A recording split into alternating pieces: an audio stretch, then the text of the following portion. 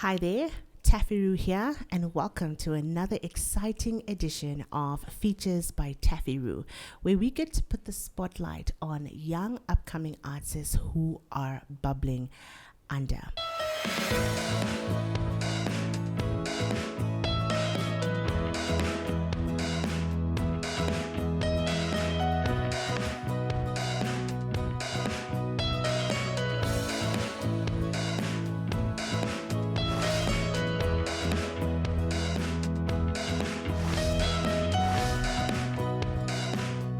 I've had the privilege of watching my next guest grow into a young man, from just a teenager into an outspoken young man who loves the Lord and loves music.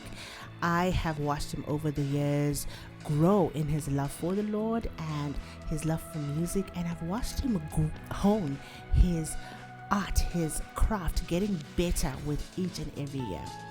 Every year I'm amazed. Every time I watch him and his brother Michael perform, they morph into these incredible hip-hop artists who leave the crowd wanting more. And I'm excited to be talking to the other half of Kay's family today. Enkay, welcome. Thank you so much. Thank you. How are you, Enkay? I am all right. Okay, so what's your government name? I know I've been calling you Enkay. What's your government name? Oh, my name is Ebenezer Kalizi. Interesting. I always learn something new in these interviews. Like, I didn't know you were Simbarashi. You're a Simbarashi. I'm a Simbarashi, yeah. Oh wow, interesting. I think from now on I'll be calling you Simba. Fine by me. Fine by me. Well, thank you so much for coming through, Enkay. No problem. So we're gonna have a conversation today because we want to get to know who Enkay is. So maybe we can start there. Can you tell us a little bit about yourself? Who is Enkay? What do you do? Who are you? Oh, as you heard, my name is Enkay, and I'm a hip hop artist. Of course, that's not what I do every time, but that's the major thing right now. Mm-hmm. But yeah, I'm Enkay, also known as Ebenezer Kalizi. Mm-hmm. I'm in school. In a family of 5. Okay. Yeah. Basically, that's me.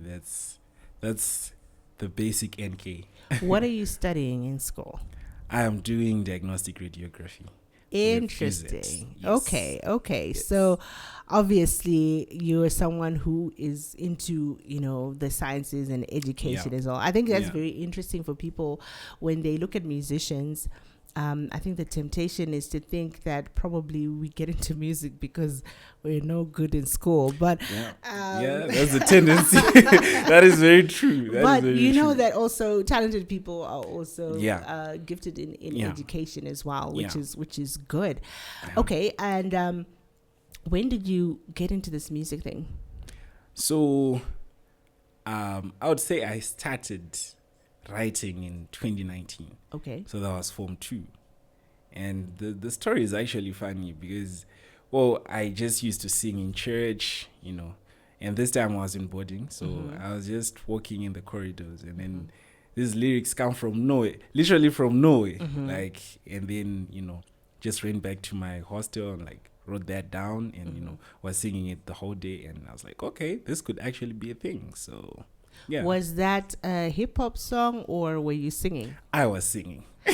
So why hip hop? Because obviously I've heard your brother sing, and I've heard both of you rap. Why did you then choose to rap instead of sing? Growing up, I would say starting from around grade 6. We used to listen to these hip hop artists. So back then it was Lecrae, The Truth, the Stephen Malcolm was still coming up, those artists. So it was what I listened to. Okay.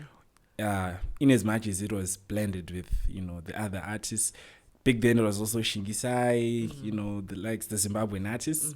So when I wrote this song, I had a friend of mine, he was in lower 6, I think. I was like, hey, so I wrote this song. He used to make beats. I wrote this song, and this is how it goes, and I sang it to him. I was like, okay, let me structure something. So when he structured this thing, he made the chorus. He made it, a keyboard thing, like just a smooth tune, and then he then twisted it into this, amazing beat, like with the 808s and things like that. I was like, okay, this is interesting. So with me listening to hip hop, it was just natural for me. And then I got in with the bars, and like, okay, this is interesting. Then went it and gave it to Mike. Mike loved it, So I guess it came from me listening to that kind of music, I would say. Yeah. I see. Interesting. Okay. And maybe the next question would be, did you ever actually need to convince your parents that you want to do music? Or were they always supportive from the beginning? Actually, thinking about it now, I don't think I ever convinced them. I'd say I just, I was just like, Mom and Dad, I'm loving music. And then, so if you hear my dad saying it, I was like, I didn't know my kids were going to do this later on. So my parents are singers as well. Okay. So I guess with them, it was natural. Like, probably they knew one of the good days they are going to venture into this. So, and also coming with us being focused in school, it didn't take much of thinking from them for them to just say, you can continue with it. Okay, so you're already focused and disciplined in school. In school, And so it was more like, okay, singing is your hobby. Please go ahead, enjoy it, explore your gifts in that area. Yeah. Interesting. Okay. And when did you then end up working with Michael? Because I know when I saw you guys performing first at Bring It On 2021, you came as a rapper by yourself, and your brother Michael came singing by himself. So you were separate, but now you're singing as a duo. When did you start working together with Michael? So after 2021, right, we went to this event. I'm forgetting the name, but it was being run by this girl called Lynn Roof. So that was at Jason Little Theatre. Yeah. So we had written a song together. I think a couple of songs. So these were my songs that I asked Mike to feature in. Okay. Back then. So I was like, I don't know, Mike, I have this song. You'd want to put a verse on it, and then he would put his verse. And then in 2022, that was after Bring It On, the beginning of the year. So I was invited at this event, not Mike. Then I was like, during my performance, I was like, I have a brother, we have a song together, and then please come onto the stage. We did the song together. I was like, okay, this is nice. So that's when we actually got to like, okay, I think we could be coming up with something here. Okay. And then, so that was the period when we were registering for 2022 Bring It On. I'm like, okay, let's find a beat, and then, we can do something.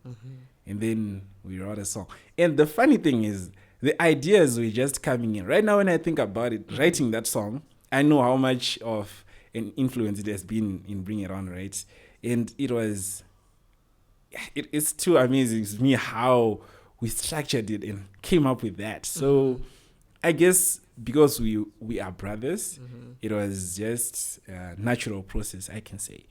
And also with, we both did, of course, he was more into singing, but then he could rap as well. So it was just, let's try it. It just came together that way. Exactly, yeah. Interesting. Okay. Yeah. Have you ever had fights working together? Okay, maybe not fights, disagreements. Okay. Disagreements. Well, we could call them disagreements or not, but I would say more of, why don't we try this? Okay. Yeah. So, us writing songs, I write my verse, he writes his verse, then we mix up things in the chorus, right? So I can't call them disagreements.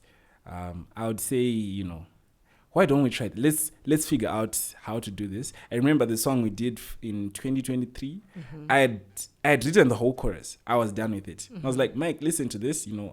I came up with this for the Bring It On 2023. I was like, okay, let's see it. And then he listened to it. Like, oh, this is nice. This is okay. At that time, he didn't say anything. I was like, this is good. And then he went and did his thing. He was like, okay, I came up with something. Let's try this way. Okay. Then he gave me that. I'm like, okay, this is actually cool. So I guess it's like we are trying to do something cool together. Yeah. So when we are trying to do something cool together, when the ideas come in, you don't say, no, this is what I'm, it's like, okay, this is cool. And then if I have another idea, okay, let's mix it up with this. So those wouldn't be decent. We haven't had those as yet. Okay, so it's more of just thrashing out ideas, brainstorming, and then picking the best ones to use on. I guess it's also because we grew up together. We've been since kids. So since kids, we've been together. That's since primary. We went to the same school. High school, went to the same school. And actually growing up, we're just together. My sister was not around. She was in boarding. So it was me and them. So it's easier to even, we understand each other. So it's difficult for us to have even like random arguments. Of course we do. But it's settled out easily. I see. So how do you guys, because like I mentioned in the intro, you guys, it's like you're like, these chill young people, off stage, right? And then you get onto the stage and like everything comes together. Dancing, like, are these the same people that, we were just having a conversation with? Because you're like different people when you get onto the stage. What happens? Can you describe the process? Does it look like that during your rehearsal times or what? Okay. Yeah, I guess I've always told people that when you're an artist, right, usually, I would say you kind of have two personalities. That's off stage and on stage. So with Mike, people who know Mike is really quiet. He's super quiet. Super quiet. Yeah. And I am loud sometimes. Sometimes I'm also quiet, depending on which environment I am in. Okay. So on stage, I guess we give each other confidence. Because when we are talking about performing with Mike, it's like, Mike, we have to make this thing amazing. So since Bring It On 2022, we were like, bro, we need to get on stage, do this thing together, put in as much effort. I remember that was the year we worked hard the most because we really wanted to, like, this is our thing. We need to put in the work and everything. So since then, whenever we have a performance, we're like, bro, we need to send the word out there. Yeah. We need to put in our best work. We need to leave it all out on the stage. Exactly. So it's, I don't know if I can call it natural, but it also comes with, the power of being together, I guess. Because even when I perform alone, yes, the vibe is there, of course I do the dances, but when I'm with someone on stage, especially Mike, it's, I think you would even say the same thing. It's easier to like do the funny thing, laugh together. To feed off each other's energy. Exactly. Yeah. Okay. All right. So I asked earlier, why hip hop, right? Because hip hop has negative connotations to it. People are uncomfortable, especially when they're talking about hip hop in the church, right? So maybe I want to ask you first, why, what issues do the generation that you live in now face, and what has hip hop done to encourage those negative things to happen, or those issues to rise? What contribution does hip hop have to the negative effects on society or on the issues that young people are facing these days? So I don't know if you've heard this, but people usually say hip hop is a culture. So we all know it came from way back. Tupac, those artists. And if you look at it, it has always been, the culture. They say,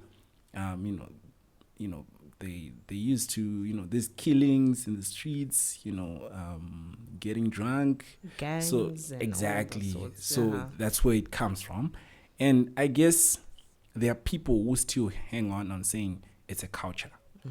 So they still want to embrace the killings, the gangs. They don't want to move from it. And if you heard some of the topics, they'll be like, hip hop is dead, So I remember this artist called Bizu. He said it in his song, and he said, hip hop is dead, let it die. I like that line because it's good. Let it die. We don't want negative effects around, because it's actually killing people. And so when we come in, it's like we're trying to remove the negativity out of it. So as I said, young people are hanging on to it's a culture. And they want to embrace the culture, of which some of them don't even understand where it comes from. They don't understand the rituals made. They don't have the full background, which is a very negative thing. So, yeah, I guess it does cause negativity in the society. A lot of it, actually. All right, but so you mentioned that you want to take out the negativity from hip hop, right? Yeah. How can hip hop, I guess the reverse of that, how can it contribute to fixing the issues that are going on in society, or the issues that young people are facing, and what part does your faith in Jesus play in that whole thing? So when Jesus is the owner of everything. We all know that, and that means even the music, he owns it. And it's a good thing, because when we come in, some people are saying, why are you doing hip hop? It's a culture. Why are you doing reggae music? You're trying to convert it into Christianity. That's not reggae. That's not hip hop. No, it's not. This is Christ Jesus music. Whether I decide to call it hip hop or not, what you're trying to do is reach out to these young people in a way which they understand. Right? Sometimes you see music from, Michael Mahendiri, Shingisai. It's good. It's amazing. But if you look at it, it's usually for, people who are now understanding background, how it comes and how it goes, and that's why people usually call it, that's the gospel music. But then when you come with hip hop, gospel reggae, there's other genres, it's trying to reach out to everyone, because what God wants at the end of the day is, every soul to get saved. So we are just trying to bring in everyone. So my faith in Jesus, I believe, as I said, God is the owner of everything. So everything that is on earth, it's owned by him. And as long as I am a child of God, I can use it for his glory. So all we want is just, to reach out to everyone.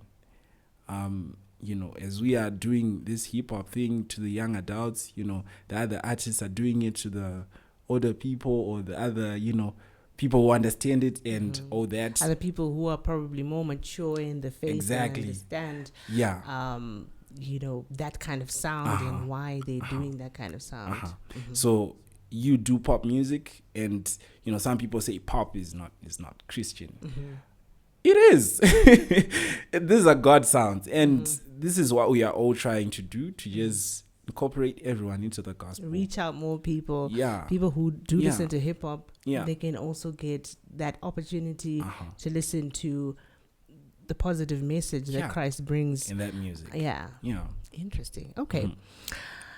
Maybe we can turn things around, and maybe you can ask me a couple of questions. Anything you feel like you want to ask me, any burning questions? Actually, I got one from this interview. Okay, as Mm-hmm. I mentioned, you do pop music. Yes. Right? And I know you started way back, but it's been a long time, since way back, but then Yes. starting to release now the Uh-huh. songs. So what brought you back in the game? What made you want to okay, I think this is the right time to now start? That's a very good question. So when I did take a break, it wasn't of my own doing. I didn't want to take a break. I understand. I didn't want to take a break. But I kind of got forced into taking a break because my voice kind of disappeared after I had my daughter. So I couldn't sing. So that's why I had to take a break. Okay. But then so during that time, it was obviously a bit difficult and hard because I really wanted to be involved in music. But I couldn't do it in the way that I was used to in terms of singing. Yeah. And, I guess God was just working through me in that particular time because I realized over time I kind of had idolized my voice and my music over God. So that time when I couldn't sing, I had to take myself back to God and be like, so why am I here on earth, And I had to surrender and actually just realize that, God can still use me in whatever area I am in. Yeah. And so during that time, I then decided to,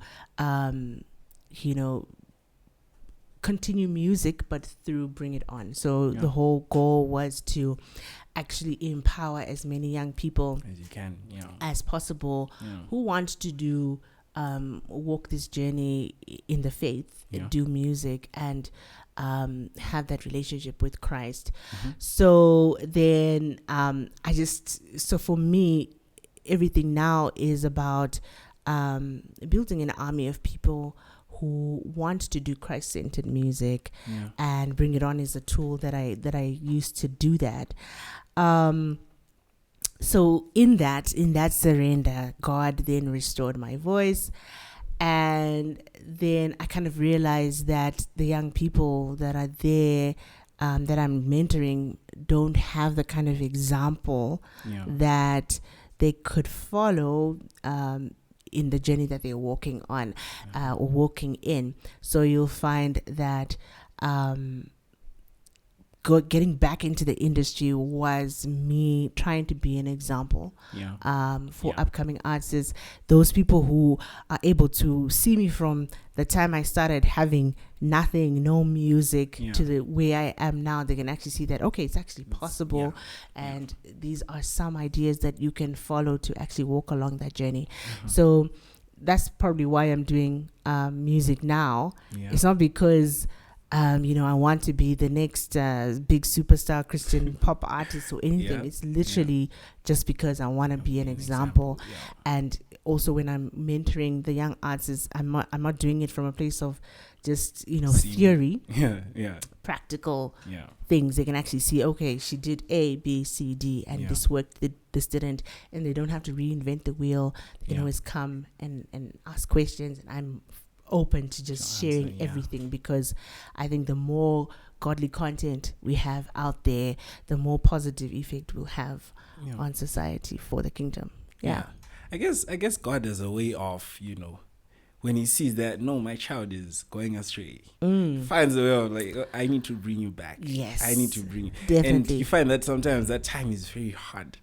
And extremely, it's a miracle that you actually stayed in your faith and no, God, I'm trusting you for everything. In as much as you'd also go in the way of saying, why are you taking my voice away from me? Yes, the temptation is there, obviously, because at that point you're like, I'm doing this music thing for you, so why are you taking my voice away? Exactly.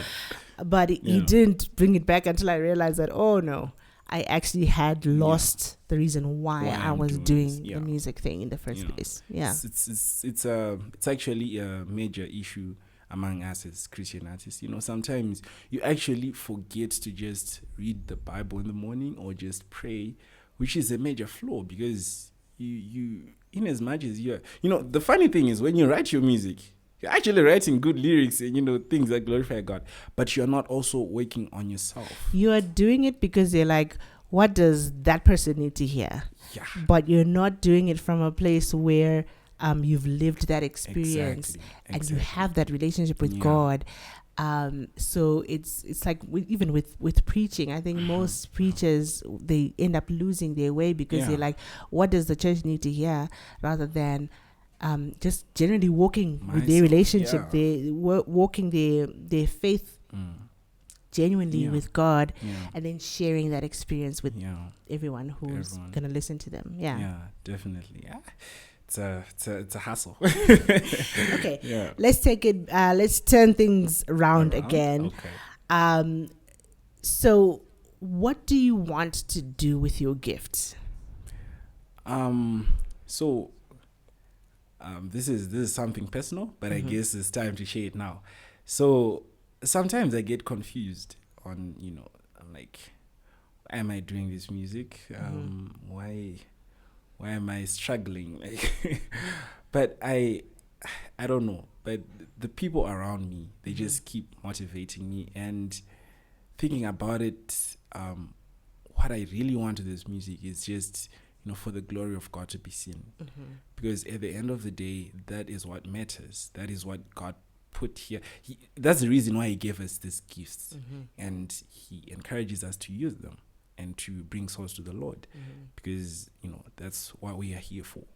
And that's, I guess, that's sometimes it doesn't come in as the major goal, but that actually has to be what you should be doing it for, and forgetting everything else. Sometimes we get carried away, when the people give you, you're doing good, I'm like, yeah, that's me. But then sometimes you need that reminder of who are you doing this thing for? And it's a funny thing. I have this friend of mine. Remember when we reached 1K on Victory? The hype, like, we got to 1K views, and it was amazing. And then I posted on WhatsApp, Instagram, TikTok, everywhere. And then this guy he's just a random person who I learn with at the Use It. I'm like, he says, I love what you're doing, but please do not forget the reason why you're doing this. And I was like, wow. From nowhere, this is just a random guy. And, God has a way of just saying things to you in a way that you wouldn't expect. Actually made me remember how I should be focusing on God. In as much as it, the excitement, it's amazing. But have you thought of what those 1K views mean? The people who have watched it, have they received the message? And that is usually my prayer nowadays. And like, God, in as much as people are like, that was awesome, the song, the chorus, the verses were on point, but may it mean more than just the awesomeness in the song. May it have a meaning to each and everyone, And that is what comes with the vibe as well. If you vibe, maybe you constantly listen to it. And one day, God has a way of just saying, bringing it into your head and like, this word, victory.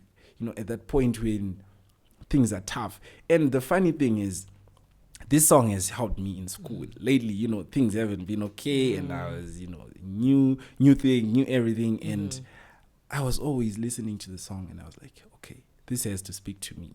I've got the victory. In as much as it is getting difficult, but I'm just putting it in God's hands. And that is what I want the song to mean to everyone else, and every other song that I'm going to make, Awesome. Yeah. All right. So, unfortunately, we've come to the end of our chat for today, but do you have any words of encouragement for anyone who is listening, maybe other upcoming artists, or even just people who just want a word of encouragement? What word of encouragement can you give to our listeners? Well, it's a lot, but I'm just going to say a few things.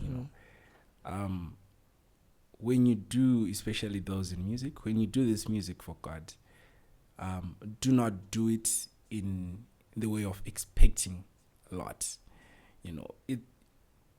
God has a way of just doing His things, and let Him use you and you accept being used by God. Because, as I say, the tendency sometimes is then looking for other things that really don't matter.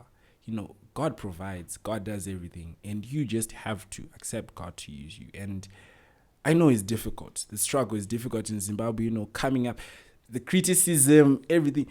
Some, even in hip hop, some say, kurumbidza mwari kupi uku muda utinyepera, that's why Zimbabwe iri kutambura. Those some of the comments that we received after released Victory. I'm like, wow, really, guys? And I'm like, no, but you know what? I guess it comes with, God as a way of wanting to show you how much he's going to work.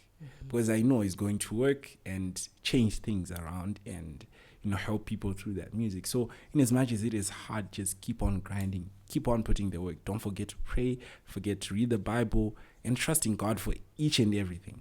Do not be afraid to enter the journey. Just, allow God to use you in it all. Yeah. Powerful words. Yeah. Powerful words. There you have it, ladies and gentlemen. Ladies and gentlemen. Enkay said it. Keep connected to the source. Yeah. God will provide all your needs. You just need to let him work through you. Let him use you for his glory. Thank you so much for watching this episode of Features by TaffyRue. I really hope that you got something special from this conversation that you can take and apply to your own life. Until next time, God bless.